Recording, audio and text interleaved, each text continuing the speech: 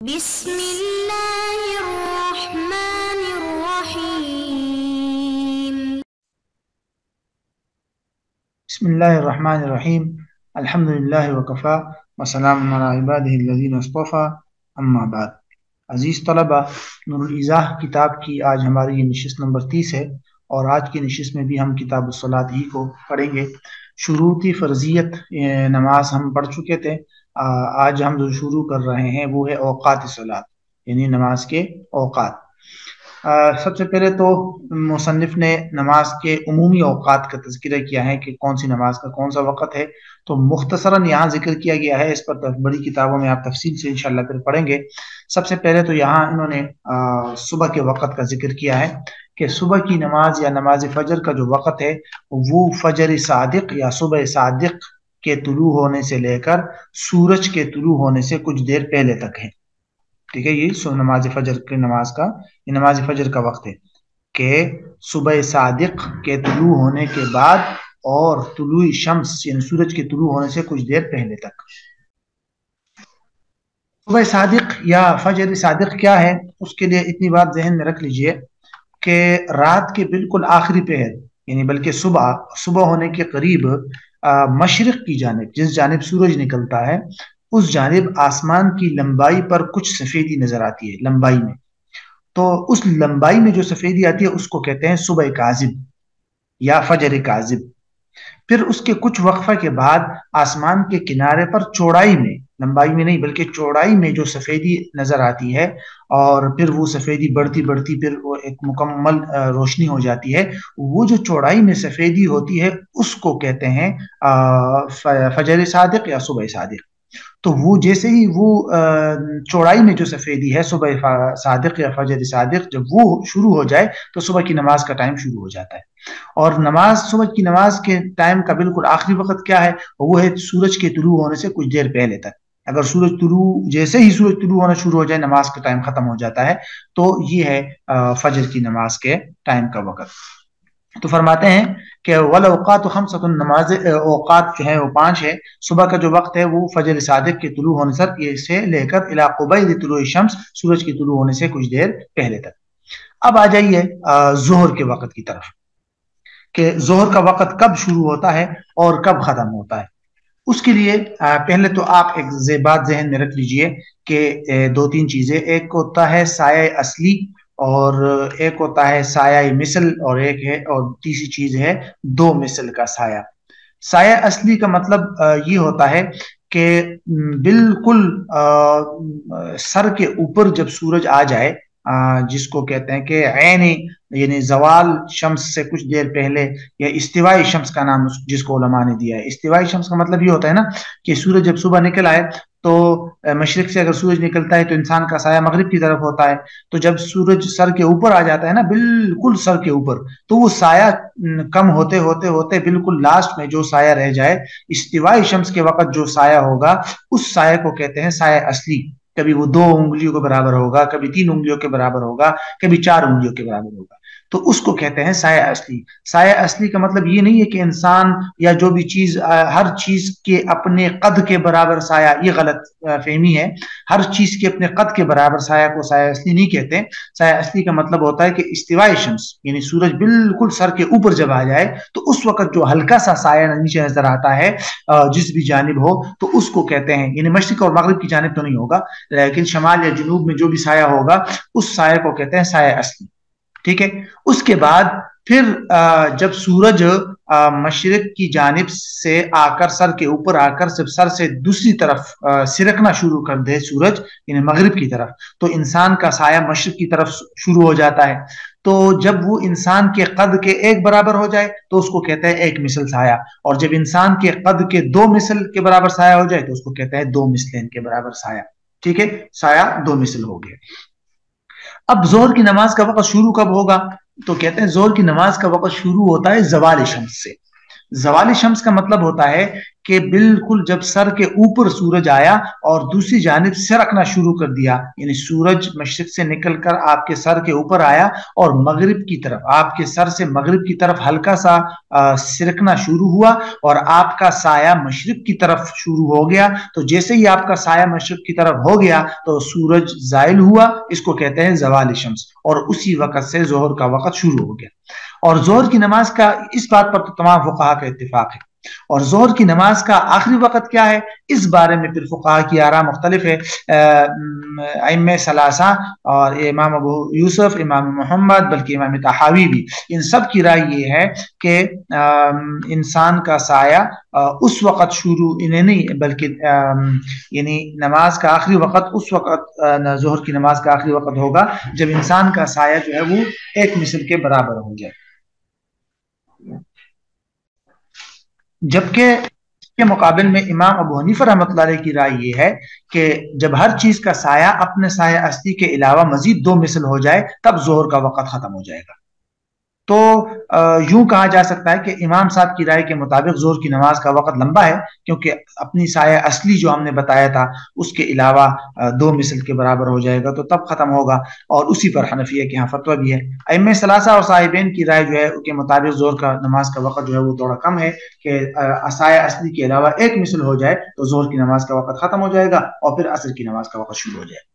تو چونکہ ظہر کی نماز کے آخری وقت میں اختلاف ہے، یہی اختلاف عصر کی نماز کے ابتدائی وقت میں، کہ امام صاحب کے نزدیک عصر کی نماز کی ابتدا کا وقت کب ہوگا، جب سایہ اصلی کے علاوہ 2 مثل سایہ ہو جائے انسان کا، اور صاحبین کی رائے اور ائمہ ثلاثہ کی رائے کے مطابق عصر کی نماز کی ابتدائی وقت کا کیا ہوگا کہ جب 1 مثل انسان کا سایہ اصلی کے علاوہ مزید 1 مثل سایہ ہو جائے، ٹھیک ہے، تو وہ عصر کی ابتدا کا وقت ہوگا۔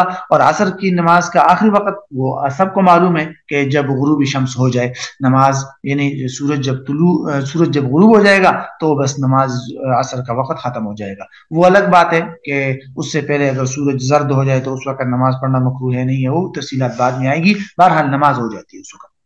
تو فرماتے ہیں وقت ظہر من زوال الشمس، کہ ظہر کا وقت زوال الشمس سے لے کر الی ان اس وقت تک ہوگا یصیر ظل کل شیء، جب ہر چیز کا سایہ ہو جائے مثلئی اس کے 2 مثل کے برابر، او مثلہ یا 1 مثل کے برابر، یہاں سے صاحبین کی رائے کی طرف اشارہ کر دیا، سوا ظل الاستواء، سوائے استواء کے سایہ کے، اس کو ظل استواء بھی کہتے ہیں اور اس کو سایہ اصلی بھی کہتے ہیں۔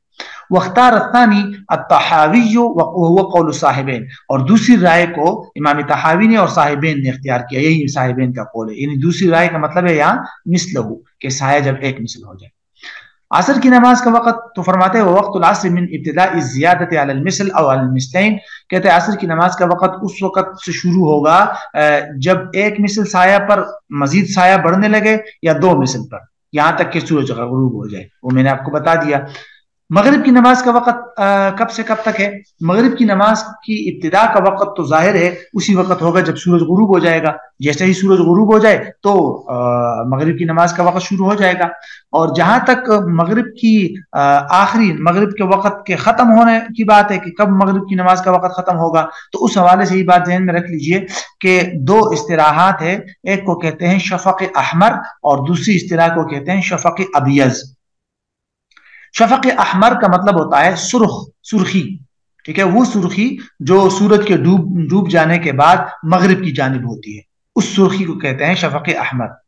اور شفق ابیض کا مطلب ہے سفیدی، وہ سفیدی جو شفق احمر کے بعد، سورج کے غروب ہونے کے بعد نہیں، شفق احمر کے بعد آسمان کے کناروں میں نظر آتی ہے۔ تو بنیادی طور پر 3 چیزیں ہیں، سب سے پہلے سورج غروب ہو جاتا ہے، اس کے بعد شفق احمر آتا ہے مغرب کی جانب سرخی، اور اس کے بعد شفق ابیض آتی ہے جو آسمان کے کناروں میں ہوتی ہے سفیدی۔ تو نماز مغرب کے آخری وقت کون سا ہے، اس بات میں فقہا کے اختلاف ہے۔ صاحبین اور جمہور علماء کے نزدیک وہ فرماتے ہیں کہ شفق احمر کے غائب ہونے پر مغرب کی نماز کا وقت ختم ہو جائے گا، یعنی سورج کی غروب ہو گیا، نماز کا وقت شروع، اور اس کے کچھ دیر بعد جو سرخی نظر آئی تھی وہ سرخی جب تک ہے تو ٹھیک ہے، لیکن جب وہ جیسے ہی سرخی ختم ہو جائے گی تو مغرب کی نماز کا وقت ختم ہو جائے گا، تقریباً 45 منٹ 40 منٹ تک کا وقت ہوتا ہے، ٹھیک ہے۔ البتہ امام شافعی رحمہ اللہ کی رائے الگ ہے، وہ کہتے ہیں کہ بھئی جی اتنا ہی وقت ہے مغرب کا جس میں انسان نماز پڑھ سکے، 10 منٹ 12 منٹ۔ اچھا، جبکہ امام صاحب کی رائے یہ ہے کہ نہیں، مغرب کی نماز کا وقت شفق احمر تک نہیں رہے گا، شفق ابیض تک رہے گا جو بعد میں ہوتی ہے، ٹھیک ہے. تو امام صاحب کی رائے کے مطابق مغرب کی نماز کا وقت اور بھی بڑھ جاتا ہے، وہ گھنٹہ سوا گھنٹے تک چلا جاتا ہے. اور بہرحال فتویٰ تو مصنف نے یہاں صاحبین کے قول پر دیا ہے شفق احمر پر، لیکن علامہ ابن حمام اور علامہ ابن نجیم اور ان جیسے حضرات، بڑے بڑے حضرات نے امام صاحب کی رائے کو ترجیح دی ہے، امام طحاوی رحمہ اللہ نے بھی. بہرحال فرماتے ہیں والمغرب، مغرب کی نماز کا وقت منہ یعنی غروب شمس سے لے کر الی غروب الشفق الاحمر، شفق احمر کے غروب تک ہے، یہ مفتابی ہے. والعشاء والوتر منہ الی الصبح، عشاء اور وتر کی نماز کا وقت جو ہے وہ اس وقت سے لے کر صبح تک ہے. اس وقت کا مطلب کیا ہے کہ صاحبین کے مطابق شفق احمر کے غروب ہونے کے بعد، اور امام صاحب کی رائے کے مطابق شفق ابیض کے بعد، ٹھیک ہے، اس وقت کے بعد سے لے کر صبح تک یہ جو ہے عشاء کی نماز کا وقت ہے. یہاں سے ایک چھوٹی سی بات ہے، فرماتے ہیں ولا تقدم الوتر علی العشاء للترتیب اللازم، وتر کو عشاء پر مقدم نہیں کیا جائے گا کیونکہ ترتیب لازم کی وجہ سے. اگر کوئی آدمی وتر پہلے پڑھے اور عشاء بعد میں پڑھے تو اس کی وتر نہیں ہوئی، وہ وتر دوبارہ پڑھے گا. فرض تو ہو گئی لیکن فرض نماز کے بعد وتر دوبارہ پڑھے گا.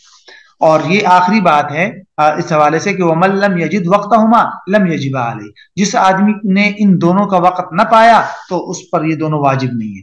یعنی وتر اور عشاء، جس آدمی کو عشاء کی نماز کا وقت ہی نہ ملے، یا سمجھ جائیے کہ مغرب اور عشاء کی نماز کا وقت نہ ملے، کوئی ایسے علاقے میں رہتا ہے کہ وہاں سورج غروب بھی نہیں ہوتا، بس سورج ہی سورج ہوتا ہے، بعض ایسے علاقے ہوتے ہیں، تو اگر وہاں وہ آدمی نماز کیا پڑھے گا یا نہیں، اس بارے میں علماء کی مختلف آراء ہیں. بعض علاقے ایسے بھی ہوتے ہیں جہاں 6 مہینے کا دن ہوتا ہے، 6 مہینے کی رات، یا بعض علاقے ایسے ہوتے ہیں کہ جس میں سورج غروب بھی نہیں ہوتا، بس روشنی ہی روشنی ہوتی ہے، یا سورج اگر غروب ہوتا بھی ہے تو 10-15 منٹ کے لیے غروب ہو جاتا ہے پھر سے نکل آتا ہے. تو ایسے لوگ کیا کریں گے پھر؟ تو اس بارے میں پھر علماء کی مختلف آراء ہے. ایک رائے تو یہی ہے کہ چونکہ بھائی ان لوگوں کے پاس وقت ہی نہیں ملا، تو جب وقت نہیں ہے تو نماز بھی واجب نہیں ہوئی، نماز کے واجب ہونے کا سبب تو وقت ہے، تو جب وقت نہیں ہوا تو نماز بھی واجب نہیں ہوئی. ایک رائے یہ ہے.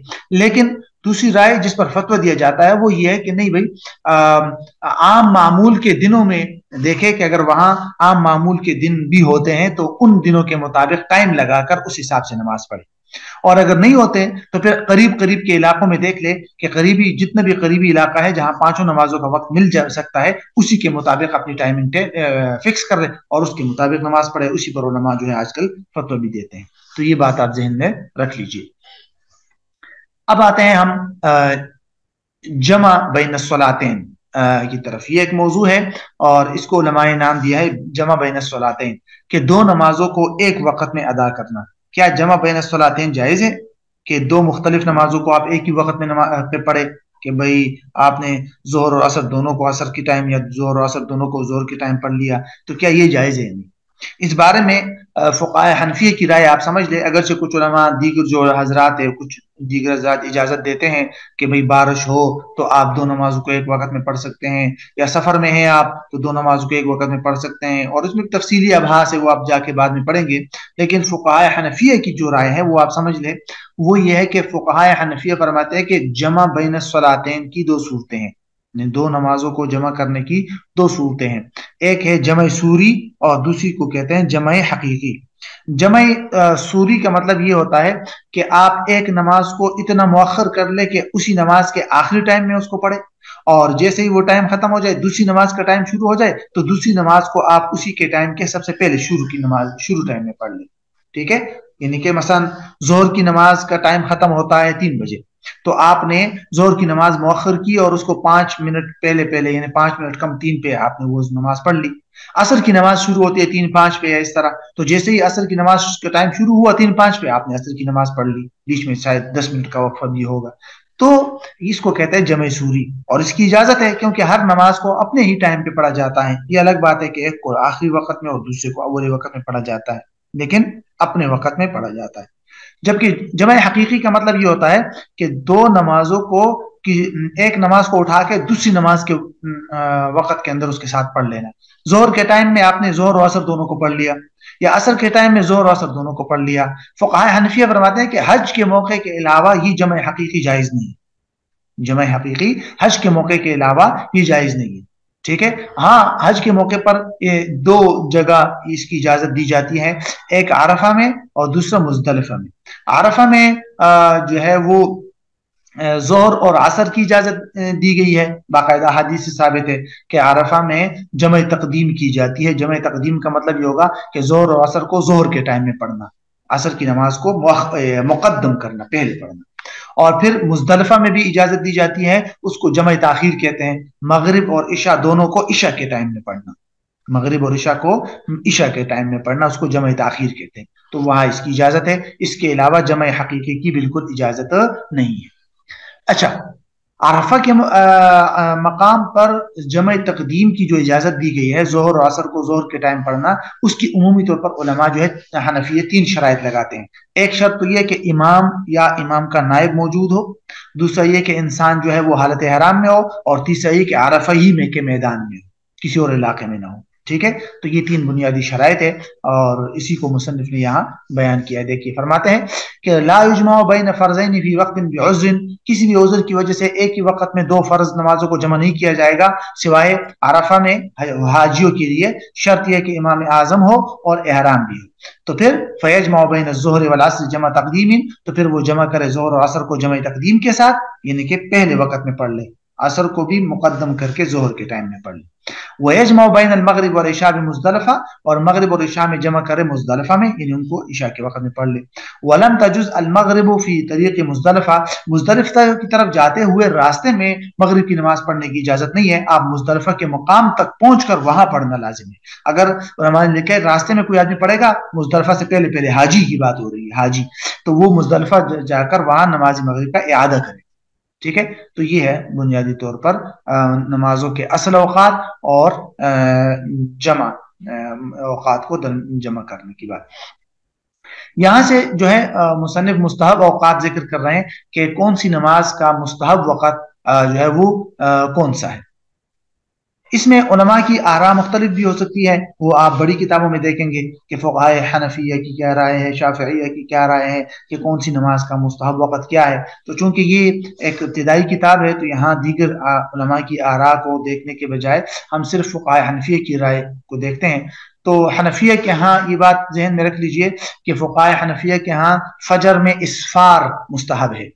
اسفار کا مطلب ہوتا ہے سفیدی کرنا، یعنی فجر میں تھوڑی تاخیر کرنا تاکہ مزید روشنی پھیل جائے، اور جو لوگ نہیں بھی اٹھے وہ بھی اٹھ جائے، اور جماعت میں کثرت ہو جائے، اور سارے کے سارے جو ہیں وہ جماعت میں شریک ہو جائے۔ تو فجر کی نماز میں خواہ سردی ہو گرمی ہو اس سے فرق نہیں پڑے گا، بس فجر کی نماز میں اسفار افضل ہے۔ سوائے بعض صورتوں کے بڑی کتابوں میں علماء نے لکھا ہے کہ رمضان میں اگر فجر کی نماز میں جلدی کی جائے تو زیادہ بہتر ہے، کیونکہ سحری کے بعد چونکہ لوگ جاگے ہوتے ہیں تو پھر وہاں جماعت میں کثرت ہوگی، تو وہاں تھوڑی جلدی بہتر ہے۔ باقی اس کے علاوہ اسفار ہی افضل ہے۔ اسفار کا مطلب ہوتا ہے روشنی کا پھیلنا یا سفیدی کر دینا۔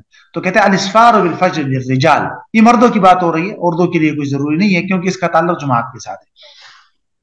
اچھا جی، ظہر کی نماز کے بارے میں فرماتے ہیں کہ والابراد بالظہر فی الصیف وتعجیلہ فی الشتاء الا فی یوم غیم فیؤخر فیہ۔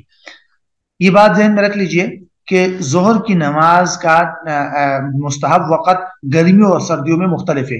گرمیوں میں حنفیہ کے ہاں مستحب یہ ہے کہ ابراد کیا جائے، ٹھنڈا کر کے نماز کو پڑھا جائے، یعنی کہ کچھ تاخیر کے ساتھ، اور سردیوں کے اندر جلدی پڑھنا بہتر ہے۔ یعنی اگر سردیاں ہیں تو چونکہ ٹائمنگ کم ہوتی ہے تو اس کو جتنا جلدی ہو سکے پہلے پڑھنا افضل ہے۔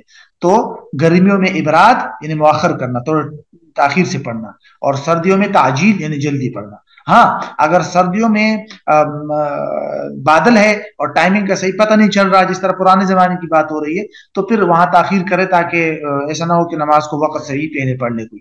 لیکن اگر ٹائمنگ کا پتہ چل رہا ہے تو پھر ٹھیک، پھر تعجیل افضل۔ تو یہاں سے یہی بتا رہے ہیں کہ ظہر میں ابراد یعنی اس کو مؤخر کر کے پڑھنا، فی الصیف گرمیوں میں، و تعجیلہ فی الشتاء سردیوں میں اس کو جلدی پڑھنا بہتر ہے، الا فی یوم غیم، ہاں البتہ بادلوں والے دن میں تو پھر اس میں اس کو مؤخر کر لے اگرچہ سردیاں ہوں۔ لیکن یہ میں نے بتا دیا یہ اس زمانے میں تھا کہ جب ٹائمنگ کا صحیح پتہ نہیں چلتا تھا۔